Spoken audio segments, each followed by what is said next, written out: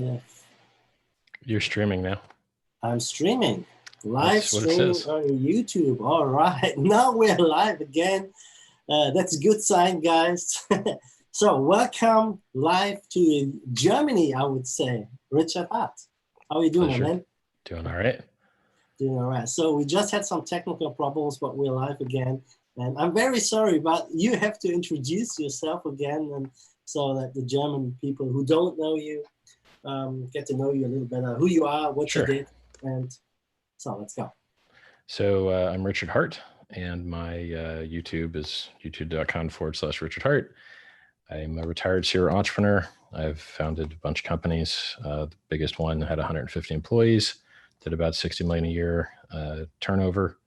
I retired in 2003, started traveling the world, lived in a hotel for 5 years, just been everywhere. I started mining Bitcoin back in 2011 in the first quarter. I mined full blocks on my own with no pool back when the block reward was 50 BTC. You didn't have to pay fees. Fees were optional back then. So did the Bitcoin mining, at first was you could just use it with your CPU, right? So that was I missed that, unfortunately. I was one of the first GPU guys. Okay. Didn't get to play the CPU game. That would have been nice. True. So, you know, I've been in Bitcoin since 2011, and Bitcoin does a lot of things well, and it does a lot of things terribly. And for some reason, you know, there's no two-door car maximalists that only like two-door cars. And there's no pencil maximalists that hate pens. But for some reason in crypto, people get this bias where whatever bag they have of coins, that's the only good coin in the world, and nothing else good could ever possibly exist, and no progress could ever possibly exist. Only their bag of coins is good. And it's disgusting. It's like a fork maximalist, you know, eating soup with a fork because he owns a bag of forks and he doesn't want to buy a spoon. It's just so stupid. There's one coin to rule them all. Yeah, and it's obviously not the case. And Bitcoin dominance was at like 35% in 2017. Transactions are slow as fuck. There's no anonymity. There's no tokens on top of it. The two companies that tried to build tokens on top of it basically were annihilated, which were Counterparty and Colored Coins. Colored Coins actually got some adoption through their Omni protocol because Tether was using them, and Tether, a non-crypto, actually is the most successful crypto by users and volume. There's more trades in Tether than any other cryptocurrency, including Bitcoin. Because people aren't traders, they're too stupid to know that. So I have to tell it to them because I know more than they do. So the most successful actual adoption of crypto has been Tether or Ponzi schemes. It's a good question. I mean, they're quite successful, the Ponzi schemes. I mean, Ponzi is like stuff like that has been around for like ages. I mean, it's just a new game with crypto, right?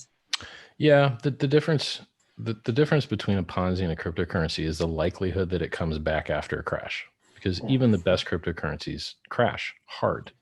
Even Bitcoin's been down at 85% 3 times, and it's likely to continue doing that because that's just how it is. You know, it's a highly speculative instrument with low base level demand, and you know, fear of missing out, making big candles on the way up, and you know, fear of losing everything, selling the bottom with big candles on the way down. And it's like, I don't see that really changing. I don't see that market dynamic changing anytime soon. So that's part of the game. So, you know, but the reason for not changing is the use case. I mean, what's the use case of crypto besides speculating? Well, there really isn't much of one compared to the market caps. So we do have darknet transactions, which are maybe 3% of all the volume. And we do have, you know, oh, my country sucks, so maybe I have some currency here, which is probably like 0.02% of all the volume. The vast majority of cryptocurrency today is speculation. And that's fine, because that's the only way you're going to be able to get enough economic mass to have utility as a real currency one day. So, you know, you have to, it's just like cell phones. Cell phones used to cost too much, and the only people that could have them, you know, maybe they were drug dealers. Maybe they were government officials. Maybe they were a weird class of people that you're not a member of. But because they helped bootstrap that economy and there was revenue there for companies, then the technology could continue to be improved to make its way down to the normal people. And cryptocurrency is the same thing. If you want to see a wallet in everybody's phone and you want to remove counterparties and have lower fees and faster transactions, faster finalized transactions. If like you don't want Dash, right? I mean, Dash is pretty awesome in that way. All these cryptocurrencies work. Have you heard of anyone losing money in Dogecoin? No. Okay. Well, Dogecoin is a pretty good coin. I'm pretty active on Twitter, reading and just to get a feeling what's happening in the market. And many people saying if Dogecoin doesn't move, we don't have alt season, right? And it hasn't moved yet.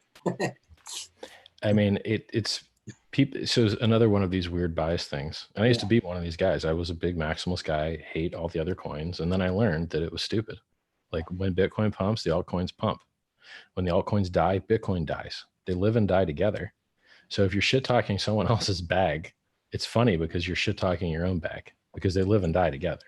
As odd as that is, and as unfair and unreasonable as that is, it's the fact. It's way more fragmented. You know, when you've been around for quite a while. I got into Bitcoin like in 2016 and just bought it for like a few things. I didn't put in much money. I wish I had, you know, but I just put a little bit and get to use it and basically fell down the rabbit hole and got excited about this whole stuff. And in 2016, Bitcoin was great. I mean, it worked great. It was fast. The fees were cheap. You know, I remember onboarding guys telling them, hey, go download the Bitcoin wallet. I think they used blockchain info or whatever it was. Sent him $20. He gave me $20 cash and I sent him $20 in Bitcoin. And it was very, I don't know. The fees were like a cent or 2 cents or below that even. Mm-hmm. And that drastically changed. I mean, so much has happened still then. And for me, Bitcoin, this whole digital gold narrative, I mean, I don't buy it. And it's the only one we got. I mean, if you don't buy that one, there ain't none left. I mean, that's the only one that's had adoption. Yeah. There's no one, sure. Less retailers accept Bitcoin now than 2 years ago, less on-chain volume than 2 years ago, less ATMs that will let you interact with them without AML KYC than 2 years ago. Almost everything's worse than 2 years ago, except the software. The software is better. I think mining centralization is worse as well. So like everything is worse in Bitcoin except for even the price is worse. The price is half as much too. But the software is better. The software is better. Yeah, true. I mean, everything else is worse. Lots of bugs in Bitcoin, you know, like this inflation bug, and I don't know, like I don't think they should be called an inflation bug. It's such bullshit. People think, you know, inflation, I live with it. It's not that bad. Inflation bug in Bitcoin means anyone can print as many free coins as they want. Go the fuck home. It's over. Like that's what inflation bug means. Bitcoin has had 2 of them. So HEX solves all this shit. Like HEX is extremely resistant to inflation bugs because the consensus code is locked and isolated and uneditable. Whereas obviously the consensus code in Bitcoin gets fucked with all the time, which is why bugs get introduced. We fixed that. We're going to talk about HEX. I mean, I'm really looking forward to that part of the conversation. We fixed a lot of stuff. Because, I mean, HEX is, I mean, so many, before we get into HEX, let me just talk to you about the feeling in the crypto community. In 2016, it was basically the feeling I had, it was us versus them, the banks, the politicians, the governments, whatever. There was this community feeling. And that fragmented in 2017 after the bull run with Bitcoin Cash and all these other coins, like there are, I don't know how many thousands of coins coming out. And as you say, people are shit talking coins. And I mean, just look at the Bitcoin folks. BTC is down talking Bitcoin Cash, who don't like BSV and the BSV guys. I mean, I like Bitcoin Satoshi Vision because, I mean, let them try. You know, that's just one way to go about scaling. And why not try it? You know, that's a good thing, I think. But they all talk trash about each other and say, we're going to do this and you're calling this shit. And I don't have a feeling that we're basically moving as a community as one, you know, and I'm not sure if that's the right way to go. Well, I mean, I have a unique perspective on this. I think most people in the cryptocurrency community are a bunch of cocksuckers. They're really fucking terrible. They're not funny. They're not nice. They're not social. They're fucking pricks. The majority probably of people in cryptocurrency. And I'll tell you how you discover this. All these motherfuckers, all of them. So unless you write code in crypto, you're kind of a bitch, first of all, okay? Because you're standing on the backs of all the people that worked for free to give you something to play with. So the real heroes of cryptocurrency are developers. The core devs are awesome, in every honest coin. Those are the guys that really matter. And then who else do you got? You got the guys that scream and yell and try and onboard users. Okay, they have utility. And then you guys got the guys that build infrastructure, right? Like maybe the exchanges, phone wallets, stuff like that. Important. Okay, we need those things. But then you have this whole class of shit-talking idiots that doesn't know anything about anything. They've never been successful in their entire life. They're broke. They're stupid. But they're just smart enough to think that they're smart. It's the Dunning-Kruger effect. And then they run their mouths and flap their mouths on Twitter and become influencers, or, write articles, right? Like some guy's never heard of crypto before in his life, but then he buys a coin and now he's, qualified to start writing articles. So yeah. I mean, it's funny, so like you see popping Twitter accounts popping up in 2017, and all of a sudden they got hundreds of thousands of followers, and it's like, who's this guy? It's like maybe he had some great trades. No, but then you see post something and he gets 8 likes. You're like, oh, they're not really, those are fake followers. Yeah. If you post something and you don't get likes on it, and you have lots of followers, those are fake followers. The people that really follow you, that like you, they like the stuff that you say and they click like. So there's like a Twitter audit thing that you can do to try and detect the bullshitters. So, Bitcoin and Ethereum and a lot of other cryptocurrencies, they're very functional, they're very useful, and they've all got things they can do better. And we're given programmable money now. Why don't we program it to do better things? Exactly. It's that easy. It's the next evolution, right? Yeah. So with Bitcoin, I was like, on what side are you on? Do you think Lightning is going to solve any problems, or do you think it's the big blocks, or do you think it's Bitcoin Cash? And they're all answering the wrong question. Okay. They're all answering the wrong question. So if you're worried about scalability in your blockchain, we have it already, and it's in the form of all the empty blockchains. They'll work. There's a shitload of empty blockchains. Go get all that scale you need, homie, for nearly free. Go. Oh, but you don't actually need scale because you don't actually have users. Yeah. So what you have is a user problem, not a scale problem. Yeah. So people, that's one of the biggest problems, right? If you don't have users, because what are people doing? They want to get into crypto and get out of crypto with a profit. They don't want to use it. I mean, not in the West, not in Germany, not in Europe, maybe in different countries like Venezuela. Where are you going to use it? Go try and buy a computer with Bitcoin. Online, you can do it. Online, you can do it. Very hard. It's not as easy as you think. I think you'll find some places that used to accept it don't accept it anymore, and you haven't checked in a while. Yeah. Okay. I mean, I personally would be able to find electronics or crypto acceptance sites very easy. In Germany, we have one of the biggest food deliveries who accept crypto online. If you order online, you can pay with crypto. I mean, but what the problem is, people don't want to spend their crypto. They don't want to spend it. They say, I'd rather spend my euros or dollars or whatever. Well, I'm good with that. I like that. Like, sure, why would you want to sell the thing that tends to go up more than anything else in the world? So, exactly. Let's talk about what use crypto could have to the world. Mm-hmm. All right. Do you believe people should be able to interact with each other financially without permission of a third party? Of course. If the answer is yes, and I know it's yes in Germany because you guys use more cash than anybody. You guys have a lot of stores that do not accept credit cards. Exactly. Because some shit went down after World War II, where you guys realized that having a list of people could be dangerous, right? So the Stasi was keeping a list of people who fuck up, and they would go fuck them up. And they would use, your connection to other people to do that. So I think in Germany, you have more sensitivity to that type of de-anonymization.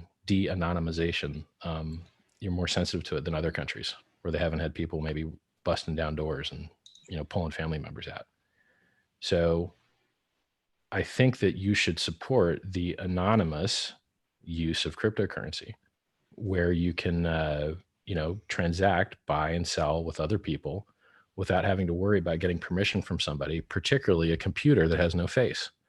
So if you believe that we should have, cryptocurrency only and not digital cash, or if you think we should have digital money in the form of credit cards or crypto and get rid of physical cash, you're a piece of shit. Because the internet goes down all the time. When the internet goes down, your fucking crypto goes down, your bank card goes down, everything goes down. And in times of war, which happen, or pandemic virus, which happens, we need physical fucking money. We need physical money because the internet's going down. And people don't realize that it's a national security concern. And they keep removing ATMs all over the world, which is disenfranchising people that need ATMs, people that are on vacation.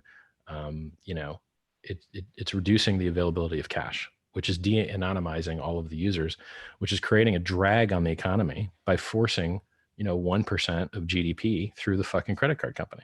Sure. I mean, what does Disgusting. KYC? What does KYC really solve? I mean, it's like they talk about criminals use this and criminals use crypto. I mean, criminals drive a car. They use a mobile phone. There will always be criminals, and everywhere in the world. It's like certain percentage of the population will do bad things, and I don't think you can stop that with the KYC or whatever. You know? It's fantasy law enforcement. There's real law enforcement done by real investigators and real prosecutors that do legwork and ask questions and have thought. And then there's fake law enforcement where you just get more data that no one ever looks at. So, hey, these guys are looking for a needle in a haystack. Let's give them more hay. That's stupid. You know, the vast majority of people that have ever been arrested in regards to cryptocurrency, they were not caught from the cryptocurrency side. They were caught from, you know, every other possible thing. And the last thing to come up was a crypto thing. So it's pseudo law enforcement, like the TSA, security theater. It's every time they try and like test to see whether they catch stuff that's trying to get on the plane, it's 100% failure rate. Everything gets through. And you're like, okay, well, since everything gets through, I guess no one's actually trying to get anything through because it doesn't work, right? Like it's just security theater. So now everyone's getting felt up at the check-in line and having the kids molested. Why?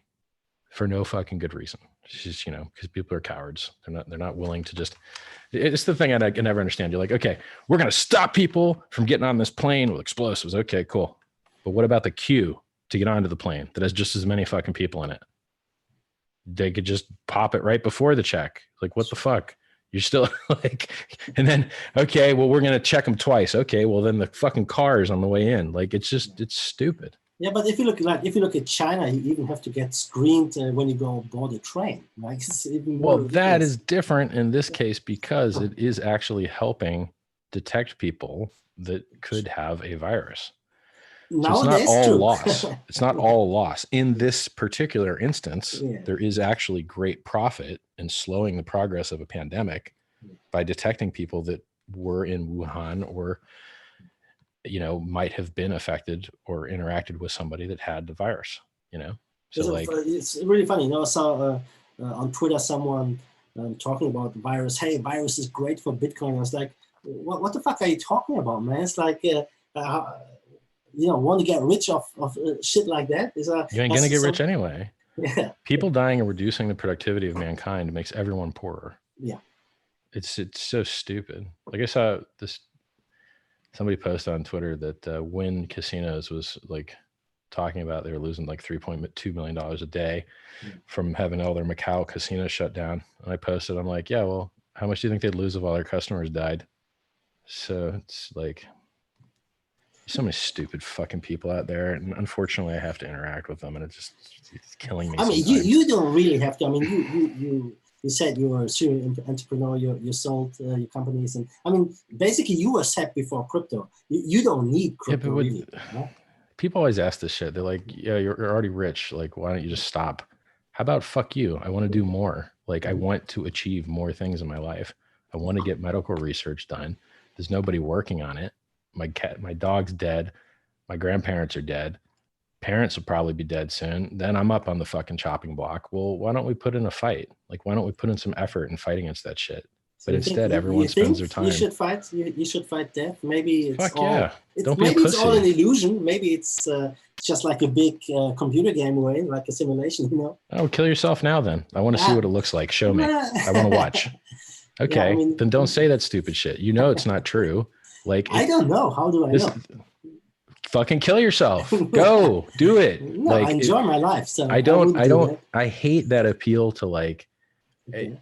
There's a real game going on. There's real life and death consequences going on.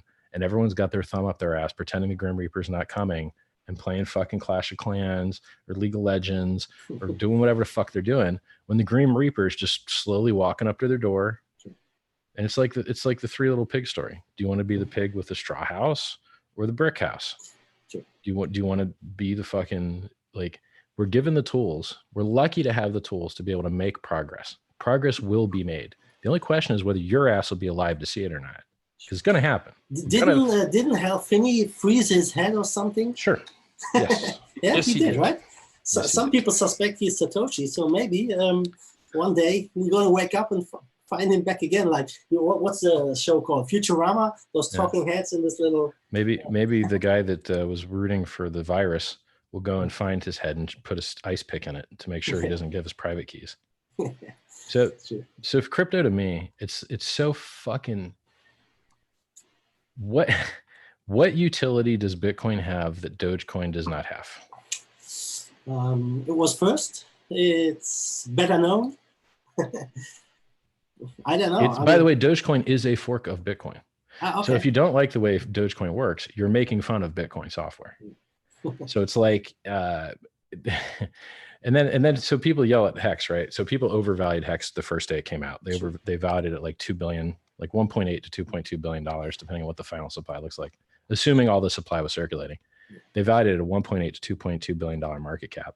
Which isn't unreasonable if you look back into 2017 December. I mean, there were like 40 or 50 coins worth $1 billion and more. So I was like, how is this coin worth $1 billion? Right. Well, Dogecoin's worth $1/3 of $1 billion still. Still, yeah. So the issue is, I think it was overvalued for the first day of a coin. And I think it was overvalued for, we're not in the bear market. We're not in a bull market. We're not in a runaway bull market. We may be at the beginning of a bull market. So, you know, the people that got into very day one, and I published charts showing that might not be a good idea because everyone over FOMO'd EOS, which had a 350-day launch phase as well, or 350 period. It's the most successful launch ever, right? Yeah, 4.2 billion. 4.1, 4.2 billion they raised. Which is more pretty funny, you know. It's like everyone is talking about ICOs. It's really bad with the SEC in the US, and I mean EOS did it, and they basically got a little slap on the wrist, like pay like, I know, was it 20 million or something? 24 million. So and an exemption to continue doing business. Yeah. So which is pretty good, you know, valuable to them, I assume. Yeah. But so, you know, with HEX, I saw many of your interviews, right? And I've been around BitConnect, and I saw hundreds of Ponzi systems, PlusToken, and you name it, right? And one thing they all do very well is get people into this shit. And I mean, the majority gets, I mean, they lose money, which is really bad, but they onboard millions of people. And this is always something I said in 2017. It's like, we need a way to onboard people in a meaningful way. And, you know, I always like the idea of like getting a business to accept crypto, and you get a little cut of every transaction, but nobody's paying in crypto. So it's you tried to design something with HEX to solve those issues, far. Right? I mean, yeah, it's doing pretty well. I mean, it's up 800% in 31 days. Yeah, someone in let me know when you can do that in Bitcoin. True. I mean, Bitcoin can do a couple 100%, but I don't think over anymore. Years. Over years, maybe. Who knows? But it ain't doing 8x in a month, bro. Not did. anymore.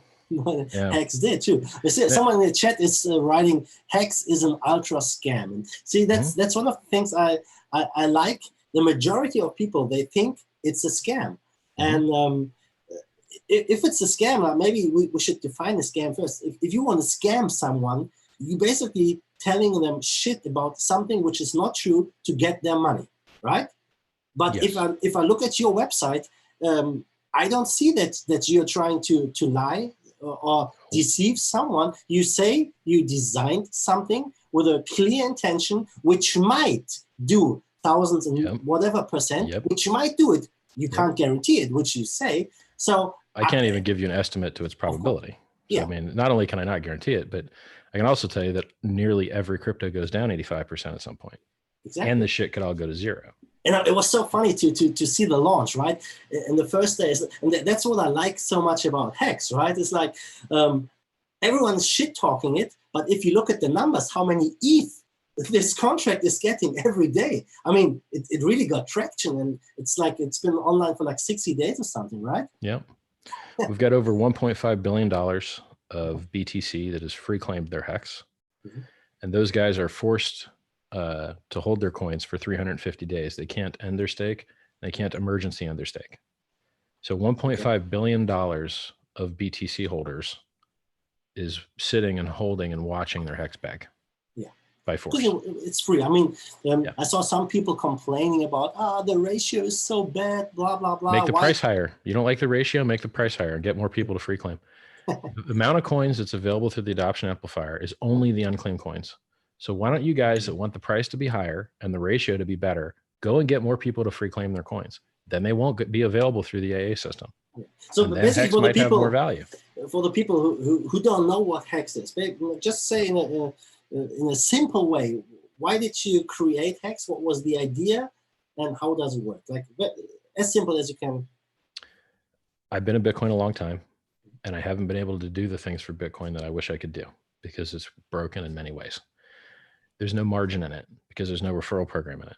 It only pays inflation to miners who pollute the environment and dump the price to pay to pollute. That's all they do. $500,000 an hour is what they get paid to pollute the environment to sell the price down. It's terrible.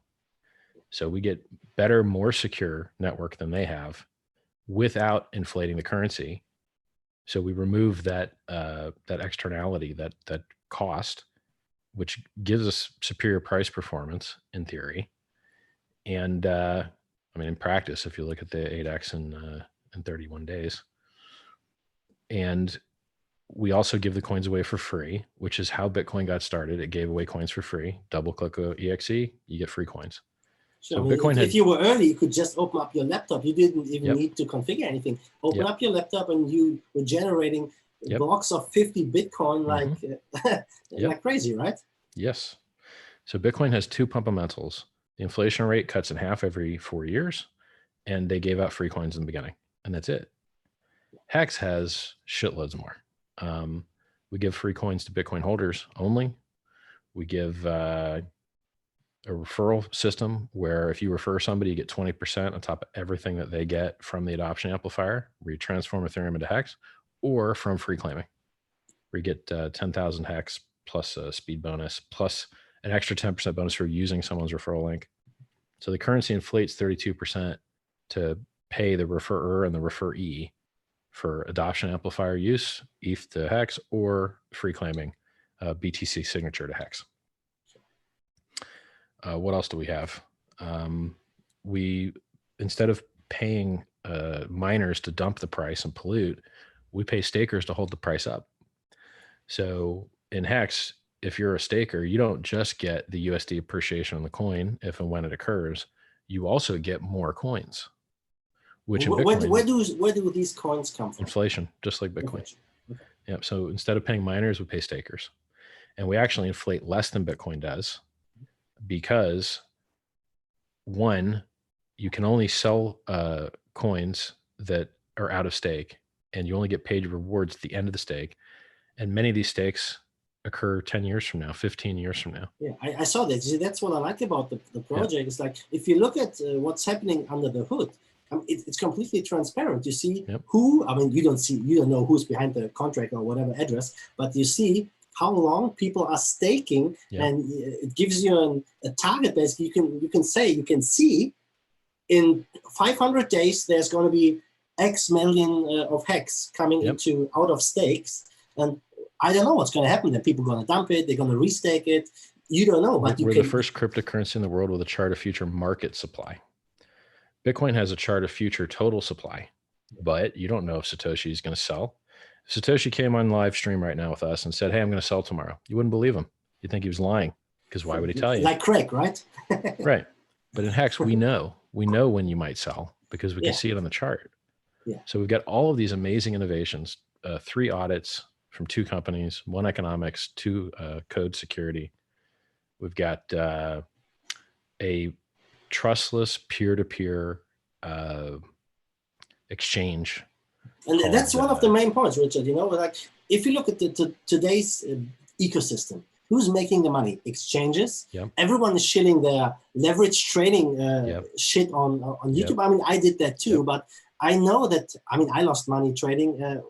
I'm not a trader. Maybe I can learn it, but it might take years, whatever. But the majority of people gonna lose trading. And who's making money? Exchanges. Exchanges get hacked, right? In Germany, there were exchanges. They're gone. And the question the opposite is really, of crypto. Crypto was designed to get rid of counterparties and give people a better deal and lower margins. And everyone instead recreated the old system. They got rid of the old banks, and so they created the new banks, the exchanges. And Lightning, to me, looks like banking 2.0. It's like just on top of Bitcoin, really. I mean, you need trust, right, with Lightning. There's just better ways to do it. So Lightning tries to get scale using pre-signed commitments with time expirations on them.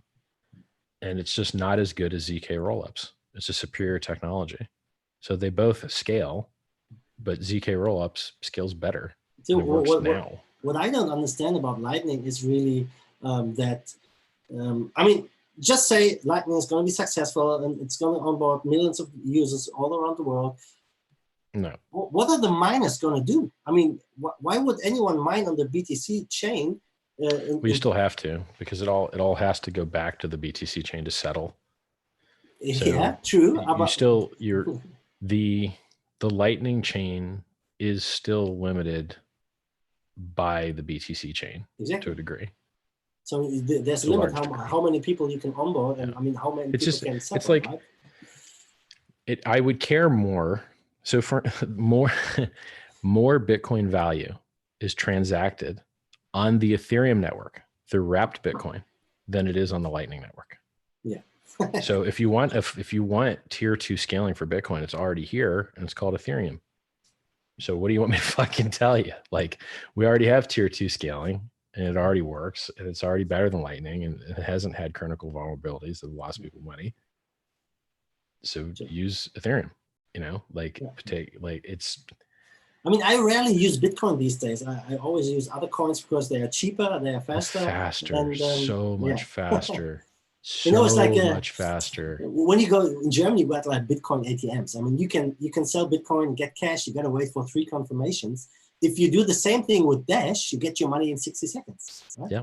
Yeah. It is a big fucking deal. It's a big deal. And this concept that you should wait. So like having to wait 10 minutes for confirmation. And when you do your confirmation, it always takes about 20 magically, right? Like sampling bias. So, or recency bias or survivorship effect, whatever you want to call it. You remember it when it fucks up, but you don't remember when it went okay. So it seems like about 20 minutes when you're doing it. And it's really a Poisson distribution. And so some large portion of people really has it less than 10 minutes and some over 10 minutes. See, that's also something funny, like the more I learn about crypto every day, I mean, I keep learning every day, but everyone is saying, it's decentralized, blah, blah, and whatever. And but the thing is, if you look who has the coins, that's not decentralized. I mean, it's in the hand of a very few people own. 42% of Bitcoin is in the control of 2,000 addresses. Yeah, you can Google Bitcoin rich list, and it'll be right there up top, and you'll see it. And it's I like how people think that Bitcoin's gonna cure poverty and shit. And you're like, okay, well, how do the poor people buy in? Okay, they can't. Okay, so how you think poor people need new ways to transfer the money they don't have? Yeah, so much stupid going around crypto. Like it's so fucking crazy, unbearable to me. So here's the problem with HEX. People go to the website and they see the words designed to 10,000x. They see designed to appreciate faster than anything else in human history, which was what it was designed to do, and show you how, right? So here, Ethereum did 10,000x in 2.5 years, and it didn't have all these cool features, and we do have all these cool features. So maybe we can beat that number. It's not magic. It's just going, here's what something else did, and we have all these extra features it didn't, and so probably we can beat that. Well, what I like about it is the fact that you are in control. Not you as Richard, but I mean the individual is in control of their coins. I don't send the coins. I don't send the coins to an exchange. No. I don't give anyone control over my coins. It's a smart contract. Yeah. And I mean, I can buy the coins, right? It's not just So HEX is so amazing in that, one, it's more secure than Bitcoin. It's got more audits. The substrate it runs on, the Ethereum network, has a bug bounty program. They've got more developers. They've got a more ambitious roadmap. They've got better technology now with ZK Rollups and optimistic rollups. We've got anonymity on chain using Tornado Cash. We've also got other anonymity things. So for instance, ZK Rollups, I believe, also has anonymity in it. And we've also got another ZK. There's all these zero knowledge things that are coming out on Ethereum that just but make you know, everything you're doing all those technical things, right? In reality, no one cares about what's better than in Bitcoin, whatever. What do people care about in crypto most? Well, getting rich. Getting rich, and right? Mad gains. Yeah. Mad gains. Yeah. And so HEX has those too. Yeah. Yes, exactly. I mean, and it's, you see, when the majority of people say it's a scam, I look at things and want to find out, is it a scam or no? And I sent some money a little bit into the contract. It showed up in my MetaMask. The coins are in my control. I can decide if I want to stake them, for how long I want to stake them. And I can take them out of the contract anytime. I mean, there's a penalty, I guess, but... well, there's no penalty if the stake hasn't actually started, if it's just pending. Okay. So when you start a stake, it doesn't really start till the next day ticks over, because it only counts full days. And so you can end your stake before the next day ticks over. And when it's so still let's pending, say I stake for 100 days and take it out after 50 days. What's the penalty? You'll lose all your interest, and you'll probably keep your principal. Ah, okay. So if you serve, I don't lose my coins. I just use the interest. If you serve less than half of what you're committed to, you will get bitten in principal. Okay. How much? So I mean, it's a function of how much you would have made. So the more you would have made, then the more it costs you. So if you stake longer and you have like less, if you've served less of a percent, it's going to hit you harder. You can actually look at the wall of shame. So if you go to, I think it's hex.vision. You gotta send me all those links. I'm going to put them in the description. Yeah, so we got so many. Hexstat, singular, hexstat.com, hex.vision, hexinfo.io, hex-data.com. We have the best statistics in all of cryptocurrency. You can see who free claimed, who made a referral fee, who entered the AA, how much did they make, completely when did they exit, right? Everything. Everything's totally transparent. Yeah, that's, you see, for me, it's one of the most, that's why we're talking today, you know, because it's one of the most interesting projects, because it's completely open, it's completely transparent, and nobody knows what the price is going to be of Bitcoin tomorrow. Nobody knows, and nobody knows what's happening to HEX. But the way it's set up it's just very, very interesting. And I mean, there are two things I'm really looking forward to. The first bull market with HEX, which could be absolutely crazy, but I'm really also looking forward to the bear market, because the coins are staked, right? So why would you sell your coins in a bear market? And if people want to sell early, they're going to lose. And if they do, then the rewards to the people that are staked go up. Yeah. So if when people end their stakes, it leaves more pay for the people. It's just like miners turning off. It leaves more pay for the miners that didn't turn off. So it's really awesome system. I mean, it's super well thought out, if you ask me. And it's very, I mean, how did you come up with such? I mean, it took a long time. Yeah, it took a long time, right? Yeah, it took a long time. A lot, because you were running into things and you're like, oh, a bug. Well, how do we solve this? Because shorter stakes were beating longer stakes. And then we had to invent a share price system to make it so that a shorter staker could never beat a longer staker. And then the side effect of that is that we have share prices that only go up forever. But people are stupid, so they think that's the price. And you're like, no, the share price is not the USD price. The share price is how many HEX you have to stake to get a share. It has nothing to do with the USD price. At first, but people see that and they're like, oh my God, it's a scam. They're guaranteeing gains. You're like, dude, no, that's the share price has nothing to do with the USD price. You're just stupid. Now you could say they're tangentially related, because it's harder for people to dilute you after, because it's harder for them to get shares. So it makes your earlier shares more valuable.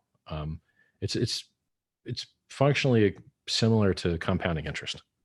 So the guys that get in early get more, the guys that get in later get less. So if we've also got an analogy to the jumbo CD, where if you lock up more coins, you get paid a little more. We've also got the thing that I think is really important is this hexdex.win, which is just a forwarding link to Uniswap, but it attaches the contract address at the end, so you don't have to manually paste in the address. Which is awesome too. You don't have to send your coins to an exchange. I mean, no exchange. It's a swap, right? Yep. That's how crypto is supposed to work, right. Peer-to-peer, right? Exactly. So no middlemen, no sign up, no AML, no KYC, no counterparty risk. You can swap HEX for probably 100 different ERC20 tokens if you paste their addresses in there to see which ones have markets open. You know, maybe they got like 30 or 40 in their search bar. HEX is the number 3rd highest liquidity Uniswap pair with 5.5 million or 5.7 million 60 liquidity. Days, something, right? Like it's been online for 2 months. 5.7 million in 60 days liquidity. And it's doing between $400,000, $500,000, $600,000 a day of volume. And this is real volume where you can go and you can see who the person was. How'd they get their coins? When did they get their coins? When did they buy them at? When did they sell them at? You could literally There's nothing to hide, right? It's all on the blockchain. On BitMEX, if you try and figure out who sold, you don't fucking know. Yeah. They know, but you don't know.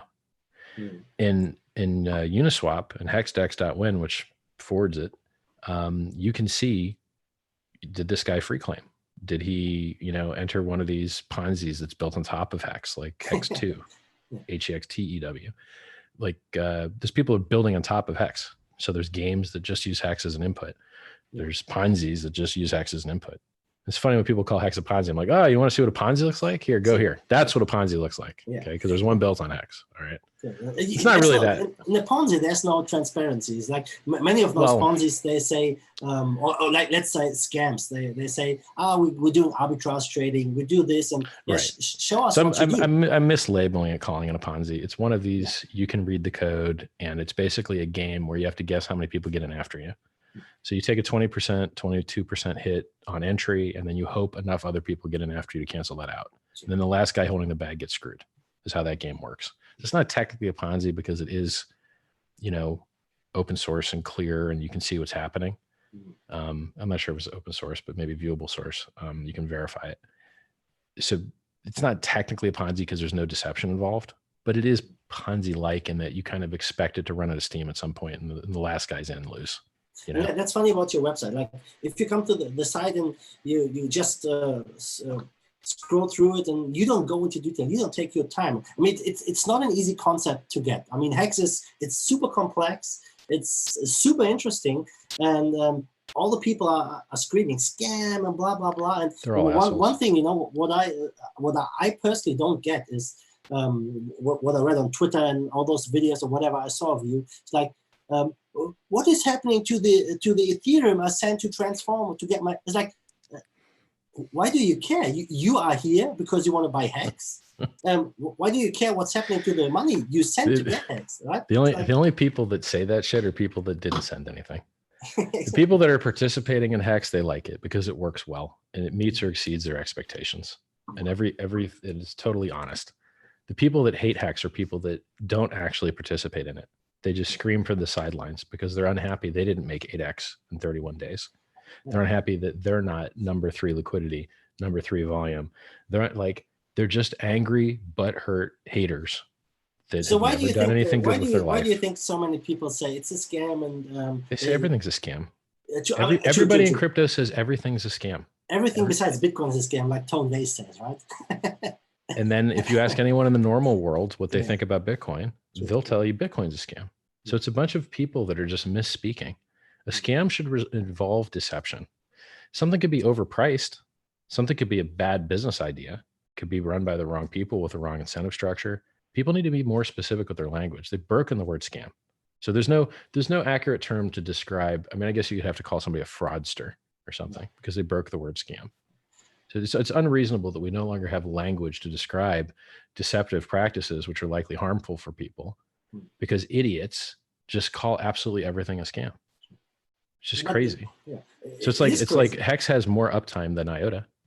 HEX is if you go to the chart. Now most people, they're stupid. They're going to go to CoinMarketCap. They're going to type HEX. They don't have any of the real data there. None of it. It's fucking totally wrong. And then they yell at HEX and say HEX sucks. It has no volume. No, actually CoinMarketCap sucks. They need to fix their shit.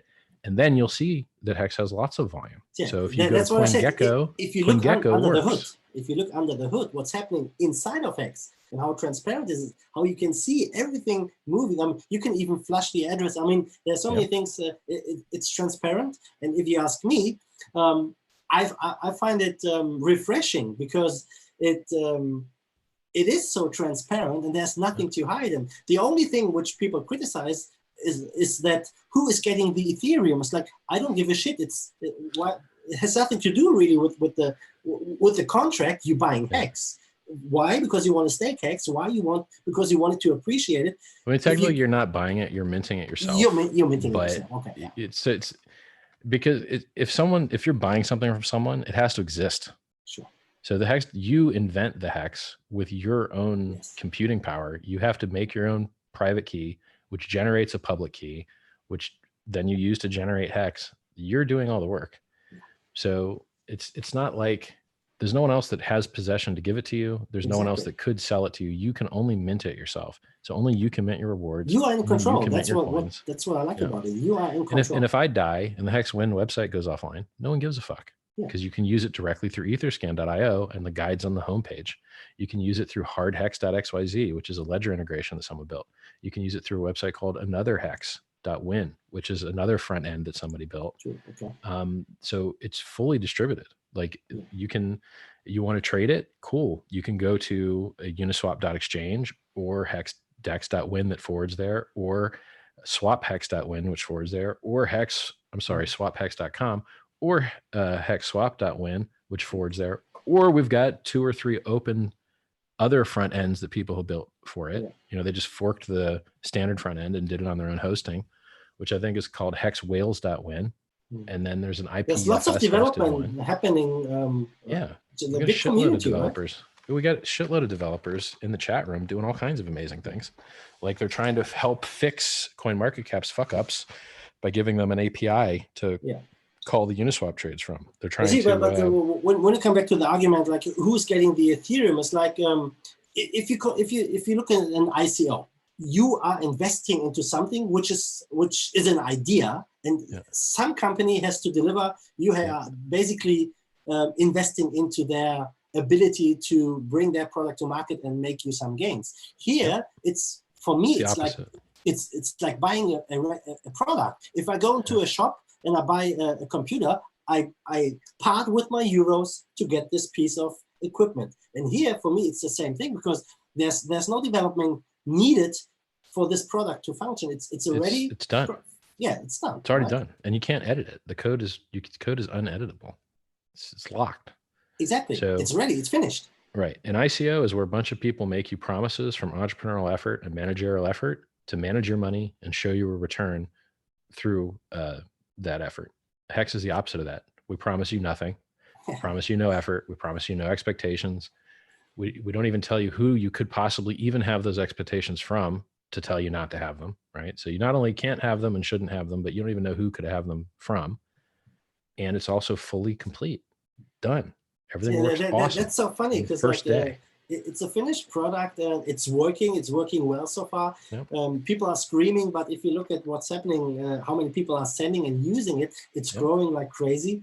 And it's doing what it's supposed to do. And when people call it a scam, they either haven't looked or maybe they don't like the person who is getting the ETH and whatever he does with it, if it's you or whoever it is, I don't care because I mean, it's not relevant. It's not relevant. You will receive no benefit from it. So I don't know why anyone would ask about it. Like, exactly. You won't receive any benefit. Thus, maybe they don't like you because you're a little shady, you wear gold stuff and you're a weird dude, right? I'm a genius. Anyone that doesn't like me can come on live stream and get annihilated. There's a trail of bodies behind me of people that tried to step to me. I'm more than happy to crush any of your heroes right in front of you live. What the things that I say, they're true and I can prove it to you. And I won't just tell you my opinions on things. I'll tell you my opinion plus the logic that I used to arrive at, plus the input data that I used. And if we agree on the input data, we agree on the logic, we should agree on the outcome. So that's what I like. It's like not too long ago, you were a Bitcoin maximalist and things changed. You saw those changes and you adapted and you changed your mind, which is, I mean, if you don't change your mind when things around you change, I don't know what you're doing, right? Maybe you're still renting videos at Blockbuster. Yeah, Yeah. it's like, like the world changes. Like Exactly. Ethereum didn't used to kick as much ass as it kicks now. Yeah. It really kicks ass now. So Like that's another thing what makes HEX so interesting, because first, it's well designed, if you ask me, for a bull and a bear market in both cases. But second, it's an ERC20 token sitting on Ethereum, and I'm pretty sure. I mean, if you look at the coins you pumped in the last 30 days, Ethereum hasn't really moved that much. And I think Ethereum is about to have a. It went from 80. chance. It bottomed at 85. Okay. And then pumped for the PlusToken Ponzi pump, and then those founders got arrested. So it got up to about, I think, 375. See, but that was funny, right? When the founders of PlusToken got arrested, basically it was the top of Bitcoin, because billions of whatever money, fiat money, came into the system. They got arrested, and and so the price went down to about 101, I think, 105, 101.5, something like that. And then now we're up at today 227, 225, something like that. So we're only up about 2.2x from the local bottom. It's still 7x till the all-time high, right? Bitcoin is down just 85% still. Yeah. So Ethereum's still down 85%. Bitcoin's still down 52, 53%. The halvening's in about 90 days. So I think it's going to have a big impact on Bitcoin? Do you think this time it's going to be? I think so. I think so, because it's just like the 50 to 200 daily golden cross. It matters where you're crossing in relationship to the average. So if you're already way above the average and you're crossing, well, then maybe you'll dump instead of pump.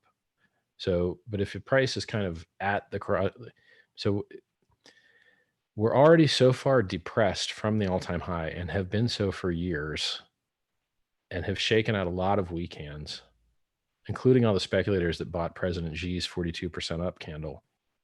And then it just 100% retraced and more and made new lower lows. You know, all that shaking out of those people, that's good for the price, because they can't sell it later now. They already had to sell it. So I think the halvening plus technological advances on Ethereum, you know, plus maybe we could get some pump for the Ethereum futures on CME, you know, that are rumored to come out. Plus we could get some pump for maybe the soft fork of Taproot and SchnorrScript and SchnorrSig for Bitcoin, the anonymity upgrades. These kind of could unite at a good time to make good price appreciation. So last for 2 me, years weren't so good, huh? Well, it depends on when you bought. I mean, if you bought the 3K bottom and you had up to 14K in 5 months, it's not that bad. You know, if you bought HEX, you know, a month ago. But you see that's very funny. Like if you look at many YouTubers, whoever, Twitter people, I don't see, or they don't see the connection between PlusToken and the price. And they're retarded. They're retarded. It's millions so and millions of people. Of course, for me, it's obvious too, because even if you look at one coin, and that's a really sad story. Even if it's one coin, PlusToken or BitConnect, there are millions of people investing, hoping they invest in the next big thing, but they invest in shit. Yeah. And just imagine this money would have poured into Bitcoin or in something which is legitimate, right? Yeah. We would, I don't know where we would stand. We today, have mad gains in crypto. Yeah. And we have the same sales pitch they have. Yeah. But without the exit scam and lies bullshit.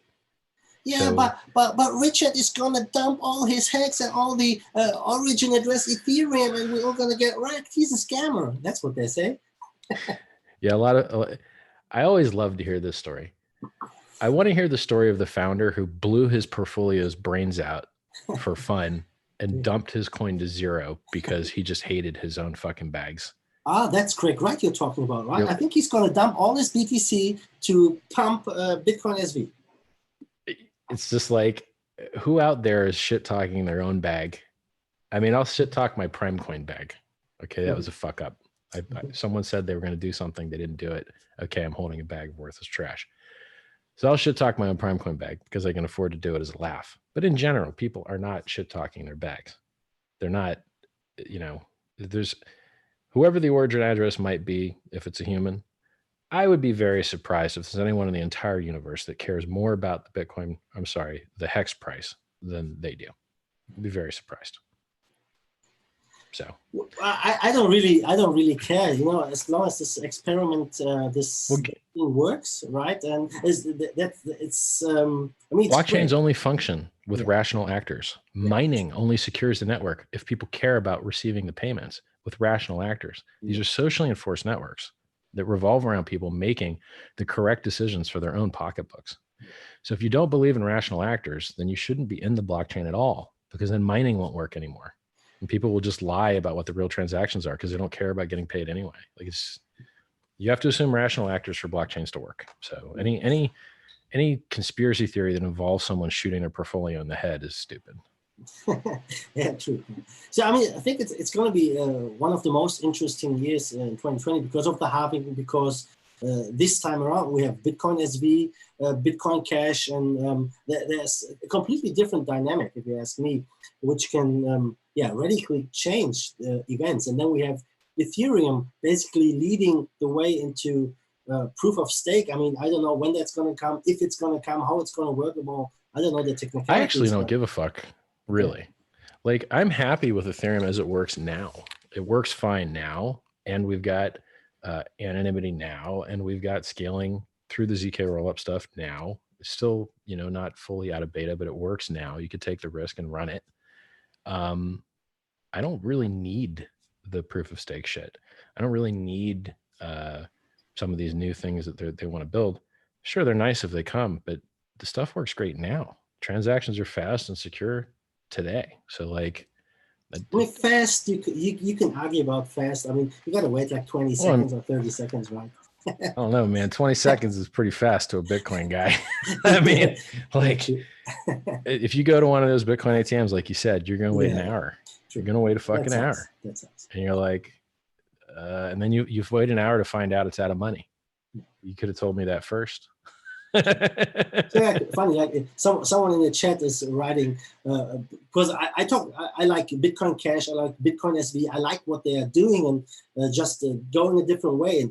And they say, how can you shill those shit coins and they are centralized and they are bad? And now you're talking about HEX. That's another scam. XRP centralized. Is anyone losing money on XRP? Shut the fuck up. Shut up with your fantasy bullshit. Look, if you want people to start caring about this fantasy attack bullshit where the governments are coming to shut you down and the fucking transactions are getting rolled back, show me the people losing money on Doge. Show me the people losing money on XRP. Show me the people losing money on BSV.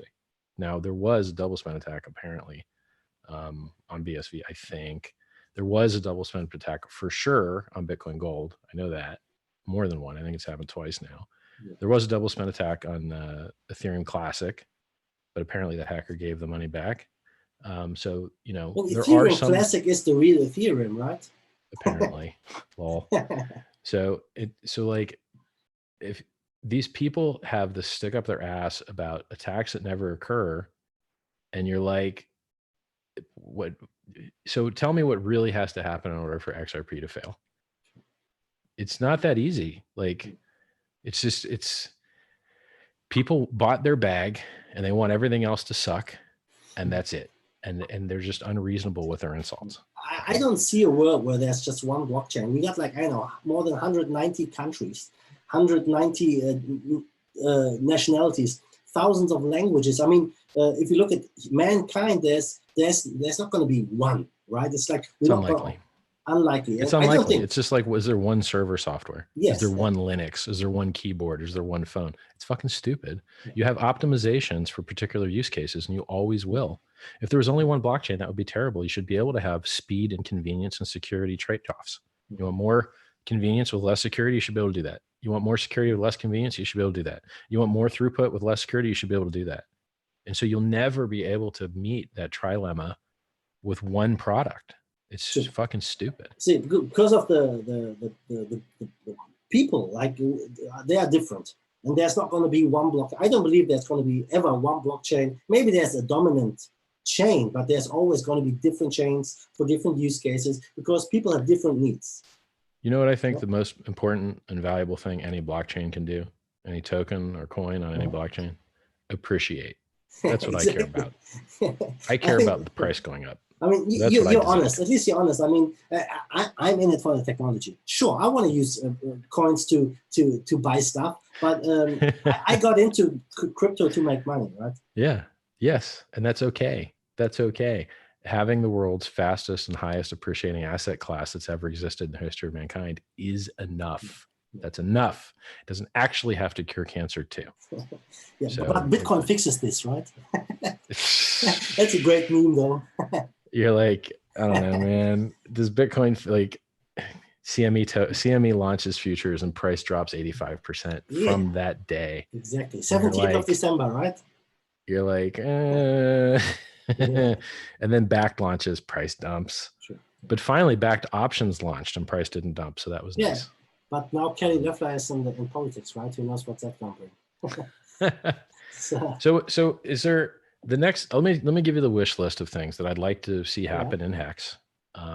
Just before you do that, I'm just going to read one more comment here. Sure. There's one comment saying, "Who puts money into this deserves to get wrecked." How much did I get paid to do this interview? I didn't get paid anything. I just like what's happening, and everyone is talking about it, and that's what we're the number one financial app on Ethereum since launch 9 weeks ago.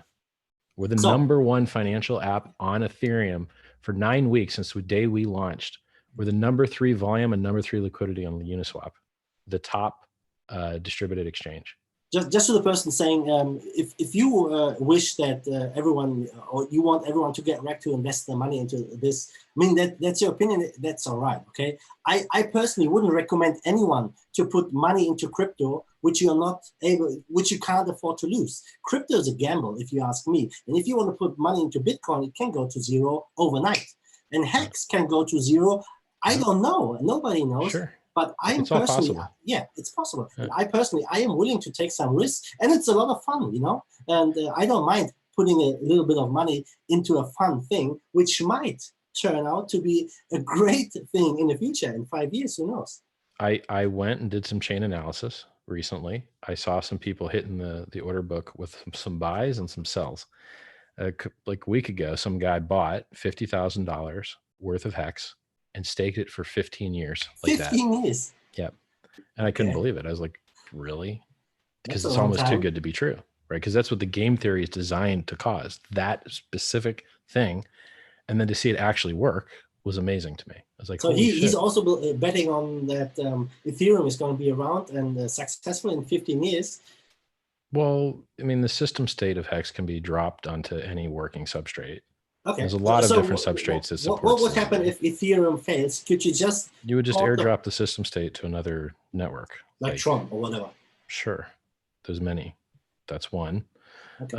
You know, or you could just fork it and use the code that existed before whatever the break was. So it's actually a pretty durable system as long as you get social consensus that, you know, these new coins go there, right?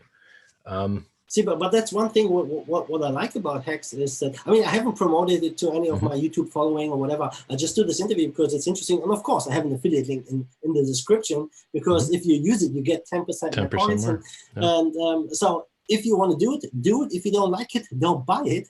Easy. Yeah. Yep. But the thing which struck me is that there's a super active community building crazy stuff around this project. It's just happening, right? And when things just happen, good things happen in the future normally. That's and this is with everyone fighting us. This is with everyone calling us a scam, everyone blacklisting us and shit talking us and negative newsing us. I mean, Cointelegraph just published an article today that says, you know, HEX is a Ponzi or whatever. And then you go down to the link and it says HEX has no value, and it takes you to, you know, coin360.io, which doesn't have any good data for HEX, doesn't have any of the exchanges that we trade on, doesn't know shit about shit.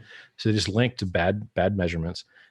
I'm going to ask them to link to CoinGecko that has good measurements and actually tracks Uniswap, which is a more transparent network. When people are wash trading and doing fake trading on some fucking weird exchange somewhere, you can't tell because you don't know who's doing the trades.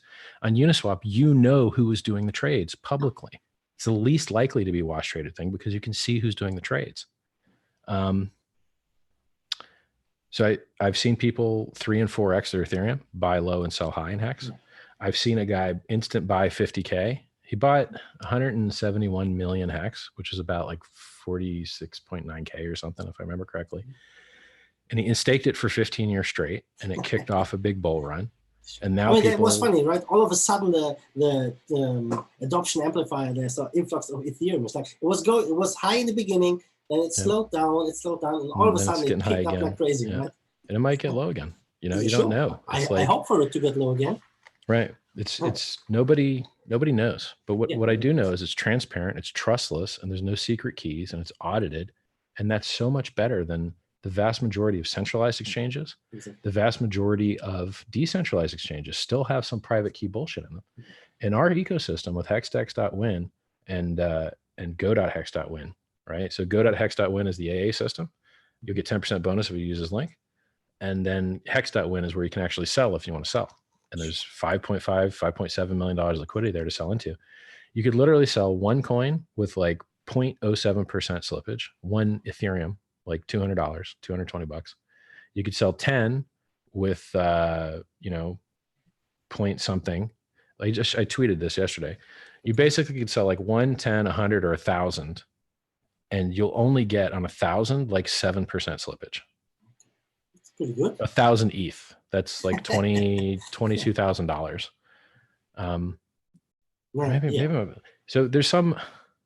Go to hexdex.win and type 1 ETH and click the little no wallet connected red text, unless you've connected a wallet, and then just click advanced at the bottom. It'll show you your slippage, and enter 1 ETH, 10 ETH, 100 ETH, and 1,000 ETH, and see how thick those order books are. And you can sell into that instantly. See, when I first looked at HEX, I mean, I saw it from the beginning. I invested like $20, and I got like it was 0.1 ETH. I got like 50 or 80,000 HEX, and then it went up and went down. But it's very fun. And I tried to look for an opportunity to actually buy it cheaper on an exchange. You can. You have to wait. But it's very, very hard. I mean, the exchange market adapts very fast to what's happening with the adoption amplifier every day. True. It's pretty. It's arbitraged out. Yeah. So some people try and do that in tags, which is something that CoinMarketCap does track, which is a terrible exchange that has like AML KYCs you and has huge withdrawal fees. Yeah. And so nobody wants to trade there. But some people get sucked in. They're like, oh, I can get a deal, because HEX is on like 15 different exchanges. We're on a Korean exchange. And it's 2 months old. It's like if I tell people it's like 2 months and they see what's happening under the hood, really, it's like, okay, that's... We're on bitcoin.com, chainx.co. I wish I would have known about Bitcoin in the first 5 years. Right? So imagine this. We've already got open source software that does margin trading. And people hate HEX. They hate it. They hate it so much. Good. Maybe we should do margin trading with HEX. Maybe you guys should be able to short it. Wouldn't that be nice? Wouldn't it be nice for all you smart, so smart guys? Like all the smart guys who were shorting Tesla, right? Yes. I would like the same thing to happen to you guys. Okay. I want you to learn about shorting. Let's see if we can make that happen. Let's see if I we want can you to learn make about that shorting. Okay. So it would be nice if people were messaging these different margin platforms to get them to add HEX so that people could short it. All right, I think that would be a great experience for you guys that hate HEX to learn about shorting. I'll find someone who's gonna. I'm gonna look for someone who will have a platform and make HEX available for shorting. Well, we've looked into the code. So Compound apparently, it's not really open sourced. Some parts of it are verifiable and viewable, but it's not open source. It's my impression of it, and they appear to only add coins very slowly. There's a couple other platforms out there, and I think their founders hate HEX, so I don't think they're going to add it. Do you think they hate HEX, or do you think they hate you? Because I messaged one guy and he spam reported me, and I was like, okay, well, that's nice. That's a good one, bro. I remember that. And then another guy, they're cocksuckers basically. So I'm going to fork their fucking software and do nice things with it that they weren't going to do. Little bitches. You can do whatever you want, right? You're a free man. It's a free world. Well, it's like I have to be careful giving people expectations. So sure. Let me back off my statement a little bit.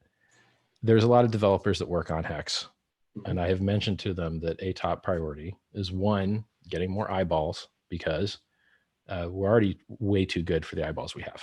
Like we're far, far better than the tens of thousands of people that are interacting. We need hundreds of thousands of people. That's how good this stuff is. So eyeballs is something, but it's hard to get eyeballs, particularly developers. They're no good at getting it, you know.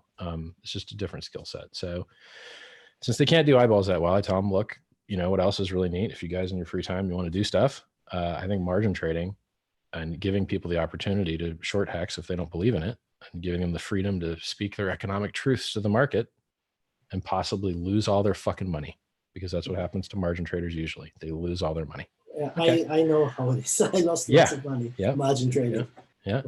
Because predicting the future is very hard, and it's very easy to get wrong. And it's very easy, particularly in a convex system where your collateral is losing value at the same time your position is, and then you get liquidated faster than you thought you would because your collateral lost value too. It's called convexity. So, you know, if someone were to build a fork of a margin trading platform in HEX, I think that would be pretty awesome. And I think it's more important than anonymity, because there's so many other things that are kind of already working on that. Although somebody already did. But shorting HEX is not going to be that easy, right? I mean, the majority of HEX here's how that would work. But the majority of HEX is in staking, right? Someone would have to decide that there was more profit potential. Either they'd have to be stupid and make a bad economic decision for themselves, or do some type of economic calculus in their own brain that says that putting their HEX in a margin trading platform and allowing people to borrow it to short is a better financial decision for them than staking it, or then being a liquidity provider on Uniswap. So if they made that financial calculus and wanted to give an opportunity to these people to short and probably lose all their money, because that's what usually happens to margin traders, and then they did that, then people would pay a percentage interest to open up positions, to borrow the HEX, to sell it probably on hexdex.win, and then, you know, hope to be able to buy it back cheaper to pay back their loan, that's how shorting works. So how about a margin trading exchange with HEX, where you get referral fees from the exchange in HEX, which is then being staked? It's a good idea. I was also thinking that like the exchange could use its profit to just burn them to like reduce the HEX supply, something like that. I would just put it as into stake for 1 year, right? Every time you refer someone who trades on your HEX margin exchange, the fee you collect is going to be a certain percentage of the fee is going to automatically stake on your behalf into the contract. Idea. That's a cool idea. I like that idea. That's a good one. See? It was a useful stream so far, right? Yeah. Because there's nothing. If you're going to give people stuff, give them stuff that's locked. It's like giving a kid a CD that expires on a certain date. Yeah. It's worth more at that date, you know, and they feel richer the whole time if it's appreciating. We have another comment here in the chat. Someone's saying, what's the total supply after 1 year? It's in between. You have to guess, because it's a function of how many people claim, how quick they claim, how many were referred, because inflates 32% to pay referrer and referee. Yeah. The models that I've done, it's in between. If more people free claimed, then the supply is higher. But since only 1.5% of possible BTC claims have occurred, I think we're going to be in the very low end of the supply, which might be 600 billion, 650 billion. Okay, someone is saying that the supply might be about 800 billion. It's way too much. No, it can't go that high. Who's going to buy those HEX? He says, who's going to buy those HEX? Sure. So we've already had, in his mind, insane inflation, because about 1 billion a day gets printed, but the price went up 8x. So ask that stupid asshole how the price went up 8x while we're printing 1 billion a day, and the circulating supply is only 16 billion. But the stupid asshole can't answer because he's stupid. What happens when the 365 days are over and your stake gets, you get your money back basically plus the interest? Well, it only Can you stake it again? Sure, yes, but you only get paid at the end of your stake. Yeah, and your end stake. So the people that are free claiming, their stake is 350 days long. So if you free claim the last possible day, your stake's actually ending on day 700. It's not ending on day 350. It's ending on day 700 because you claimed on day 349. You see what I'm saying? So people have this misconception that like everyone's stakes are ending on day 353 when the big payday happens. It's just not the case. and it's really not the case because our average active stake has a weighted length of like 800 days or 900 days. So and the median length is like 600 days. Oh, nice. You can look these numbers up on hexstat.com. Mm. So people are staking for a really long time. And I think that the staked ratio right now is like 74, 75% around there. You can also see that. Sure. Yeah. And you know, the art there is you have to know when. So the stake percent isn't as important as knowing when the stakes are going to end. Yeah. So like if you were at 75% stake, but the stake ends tomorrow, does it fucking matter? No. What matters is long stakes. So you know, people talk about, oh, we locked up $1 billion in DeFi. Did you really though? How long is it locked for? Because locks don't mean shit if you can unlock. Exactly. I mean, it's not locked really, is it? Exactly. So, you know, HEX is the first currency in the world to do these time locks where we've monetized time just like CDs in the real world. But only for the Bitcoin free claims, right? If I put into a stake, I can end it early, right? Well, correct. You can emergency end stake whenever you like, and you can see what the people have paid to do that at the wall of shame at hex.vision. The question is, it's going to get a lot more expensive to do that after the big payday. Because the big payday is going to amplify all the returns people got, and that's going to be used to calculate your penalty if you try and end stake after. So if you receive the big payday and then try and like, I check my math, but I think that after the big payday occurs, it's going to be a lot more expensive to emergency end stake percentage wise. I think. So the developers that have free time and the HEX dev chat, I tell them, look, I think margin trading is the most important thing that we could do if you can't work on eyeballs. So I think that's. I'll find someone. I got a few people who might be able to do some margin stuff with HEX. Basically, I want it to be DeFi though. The reason I want it to be DeFi is I prefer that people need to have the real coins to short with physical settlement. This virtually cash settled bullshit lets the exchange make all the money and provide no buy pressure to the currency. Yeah. So if it's fiat, if it's hard settled with the actual currency and you have to get the currency to settle your short position or be liquidated, then it increases demand for the currency when they need to cover their shorts. Exactly. Okay. But if it's cash settled, they can not increase the supply and just find more cash, which is not as useful to the currency. It's true. Yeah, but when people get wrecked, I want to see it turn into buy pressure. Exactly. That will be another fundamental, as you say, right? Yeah. And you know what? if we ever have a link that shows people how to short HEX, I'm going to make sure every hater knows exactly how to do it. Here's how you push HEX down to zero, guys. Here you go. Go and have fun. I'll take you up on that offer. I'll find someone who's going to make that happen, and we'll see if I can find someone who makes it happen. But I mean, I thought it would be interesting because there's so much hate for your project, and it's so transparent.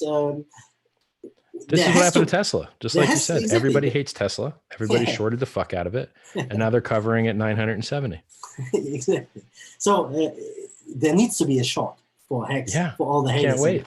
That would be awesome. That would be awesome. I'm pretty sure of that. But you know what? I think that the majority of people, they just loudmouth, they're talking, they don't really want to do that because if it's a HEX settled short thing, right? They would have to buy HEX to do that. Only to cover.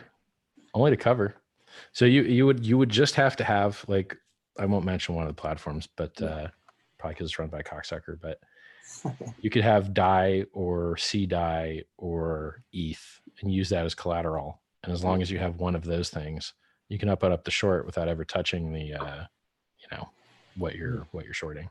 You know what I mean? Yeah, true. Okay. And then you only have to like rebuy it to settle your short kind of thing. Yeah. But once we have a short opportunity for HEX, I think it's going to make things much more interesting. And I can see it move quicker with shorts. And the funny thing to me is people that like, if you look at my first videos on YouTube, I'm a self-help guy that wants to make the world a better place.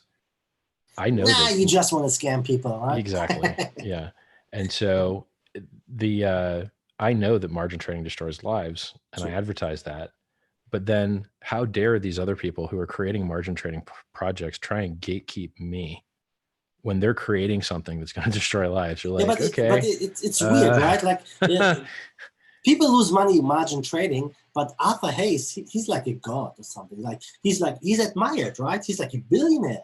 It's like people still, I mean, I see the need for margin trading. It's gambling, you know, and people like to gamble. It's just fucking gambling. Yeah, and people like gambling. Right? Yeah. Yep. Apparently, I don't like gambling, but apparently, people love it. So, I think that other than some wallet enhancements, like you know, it sucks that I'm in this position where I can't give you any expectation of work. It's really fucking why would you sucks. need to work? I mean, the product is finished, isn't it? Yeah, I know. So everything else is a bonus, and let's see what the future holds. I don't know. Apparently, things keep getting better somehow. So let's just hope that continues. So someone in the chat is asking, why was the question? Why is HEX no security, and what is a CFD? CFD stands for a couple of things. So CFD in finance terms stands for contract for difference. And it's a derivative that you can use to say, hey, if this thing went up or down, you're going to pay me. So basically like a bet. Yeah. And then CFD is also computational fluid dynamics. So like a couple of years ago, I was going to make a coin that did a useful proof of work instead of wasteful proof of work, and did it using CFD code, but it was too hard. So we pivoted, gave up on it. And then why is HEX not a security? So the Howey test defines what a security is. And it is, if you go on Wikipedia, when you give money to a common pool with the expectation of profit solely from the work of others. So like an ICO where someone is shilling an idea. And you give people money, they work, they give you more money back. Sure. Yeah. Which worked great in 2017.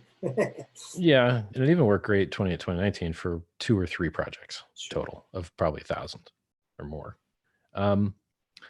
So in HEX, since you're the one minting your coins and you're the one doing all the work and no one else could possibly do it for you because you're the network, the code just sits there.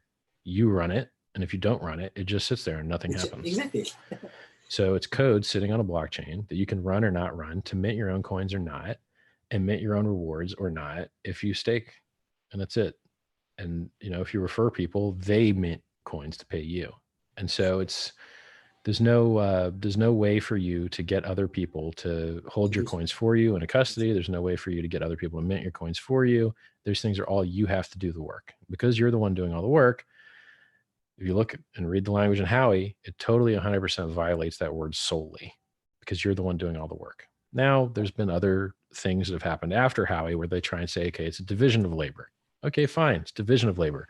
You're doing it all. No one else is doing it.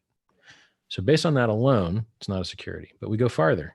We go farther than necessary. And we even don't give you any expectations of any effort whatsoever.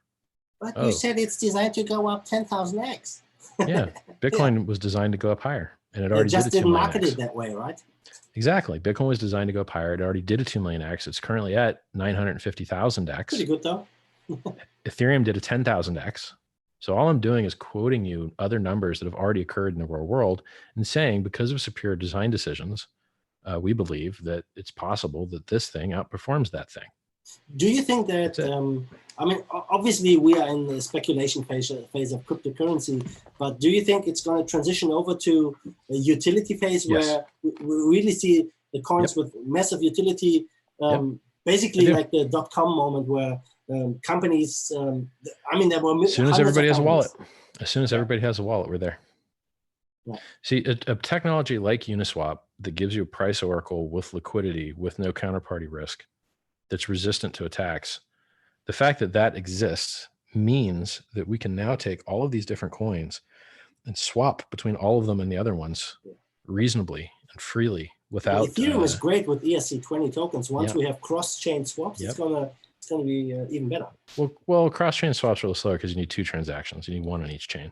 So staying on the single chain is better because you only need 1 transaction. But cross-chain swaps are a nice trustless way to get things done across 2 different chains. And we do have those in HEX.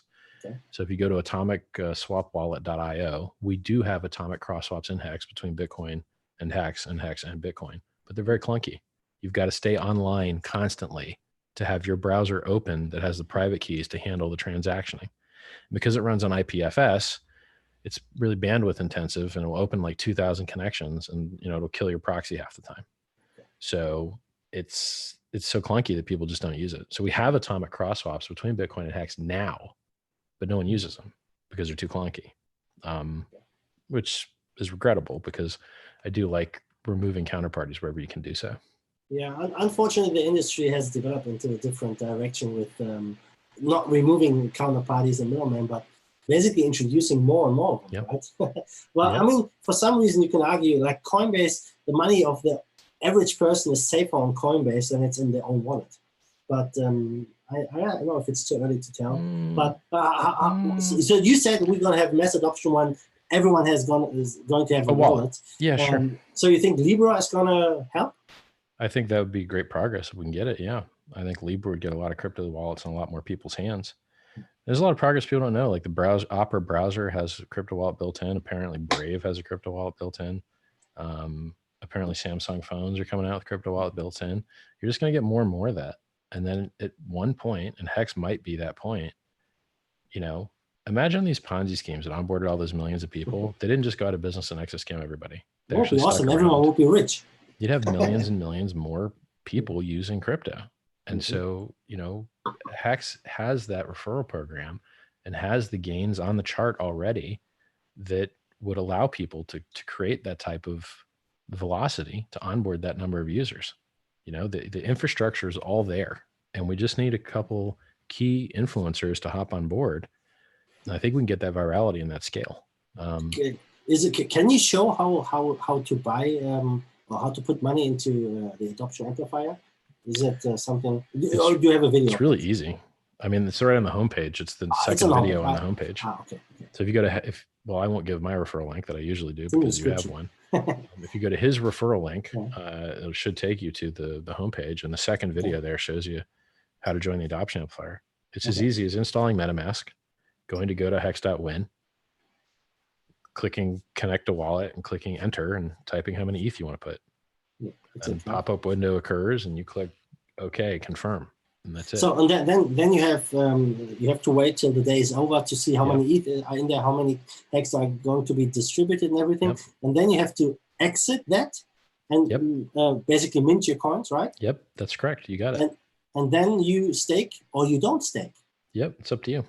Agree. I mean, you can stake for 10 days, right? If you want to. You could sell on hexdex.win immediately if you wanted to, or you could stake your coins, or you could transform any number of other ERC20s. For instance, there's a hack that is pretty neat. If you're in America and you use Coinbase, you can get USDC for free, no fees. So you could turn your fiat into USDC with no fees, which saves you about 2% on Coinbase. And then you can go to hexdex.win and transform that into HEX with the interface that's there, and it saves you about 2% in fees. It's cheaper than if you did it for Ethereum, but if you did it through Ethereum, you could use his referral link and get a 10% bonus. I mean, from my experience, I would say lots of people have never heard of MetaMask, right? They don't even know what it is. Well, it's just a browser extension. You just go to metamask.io and install it, and but it shows in the video, right? It's so easy. It's really easy. And if you need help, you can go to HEX Claims, t.me/HEX Claim, or t.me/HEX Crypto. We got 20,000 people in HEX Crypto, and there's a lot of smart guys there that'll help you out. 20,000 people sounds a lot, but it's not really a lot, right? Like, just imagine if there's 200,000 people. It is in crypto. But look at PlusToken. How many people did PlusToken have? Millions. Oh, sure. No doubt. No doubt. I mean, they were handing out flyers in supermarkets. It's like they were doing it. I've really enjoyed the call, man. It's nice to talk to somebody that knows what you're talking about.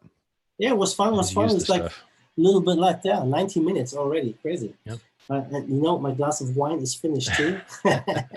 But we had a great conversation, and I'm definitely gonna see what I can do and what people I can find about shorting HEX. I would appreciate that. I would. Can I show my social? Yeah, sure. So Richard Hart Win on Twitter, Richard Hart on YouTube. t.me/HEX Crypto. If you want to check out HEX, hit his referral link down in the description. What else? If you want to see stats on like trade volume and stuff, you can go to coingecko.com or you can go to uniswap.info. It'll show you the volume, who's doing the trading. You can eyeball everybody. If you want to see those stats websites, hexstat.com, hex.vision, hexinfo.io, hexviz.xyz, alternate wallets, hardhex.xyz, another hex. It's crazy big. The community is. I was amazed at how big it is. How versatile. It's like there's so many people, so many different things, and you have nothing to do with them, right? It's like nothing. People just do it, and I found that super interesting, and that's why I wanted to talk to you, because it's like a living thing. Yeah, it's crazy, right? I've never met these guys. Yeah. I've never. You know, what happens is a dev will message me and they'll say, hey, you know, I wanted to do something cool with Hex. I'm like, okay. Like, I'm gonna build a stats website. I'm like, all right. You don't hear from them again. Yeah. And then like 2 months later, they're like, yo, here's my site. You're like, wow, this is awesome. This is amazing. Because usually people tell you they're gonna do stuff, they never do it. But I've had multiple times now people say they're gonna do something in the Hex ecosystem, and then it happens. And you're like, God damn, that's cool, man. So we've got our own like proof of we can style Ponzi built on top of Hex that someone built. Yeah, but you can lock your funds in the main contract while you're playing. You can't do that in other Ponzis. And I shouldn't be calling it a Ponzi because it's honest and it's how it works and mechanics. I guess they call it an hourglass game or something. So I would never promote that kind of thing because I don't like games in general, let alone you're gonna like the new margin trading where you can short Hex and the fees are going to be staked into the smart contract, right? With a referral program. That's a great idea, actually. That's a great idea. I have to think about that. Yeah, think about it. Well, we can talk about it. If I find someone, I have someone in mind who might be able to make that happen.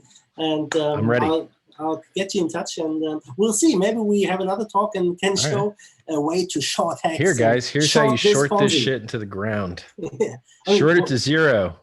Interesting fact, you cannot actually short to zero on Uniswap. It's not mathematically possible because it's an X times Y equals K market maker. So I could give you the white paper on the analysis of the dynamics of how these market makers work. It's very interesting. But you had some great advertisement, like people were talking about Hex is a scam or whatever the website is called, and it's basically just a referral website. Yeah. And it's like people are talking about it. There's some shorthex.com or whatever. I'm gonna find someone to make that happen. Right? Fuck yeah, dude! I support it. I would shill it for you. It was good talking to you, man. Richard, thank you very much for coming onto the show. It was a fun talk, and I hope maybe someday in the future, if Hex goes bust and everyone is happy that you were scamming everyone, we talk again. Or in a different timeline, Hex is super successful and everyone is going to be, fuck, why did I buy at least $20 worth? It's only 8x in 31 days, guys. It's only 800% in 31 hilarious. I mean, hey, I'm sure you're doing better in your coin, whatever it is. Yeah, definitely. I mean, Bitcoin went up 30%. Hilarious. All right, Richard. Thanks very much wherever you are in the world, and it's fun to follow you. So guys, follow Richard. He speaks his mind. He doesn't hold back with anything, and he says what he thinks. And he has a project. Check it out. Check out my link. If you don't like it, don't check it out. If you like it, do whatever you want. You're a free man, a free woman, whatever. And yeah, I'll hope I will talk soon in the future. Sounds good, man. See you. All right.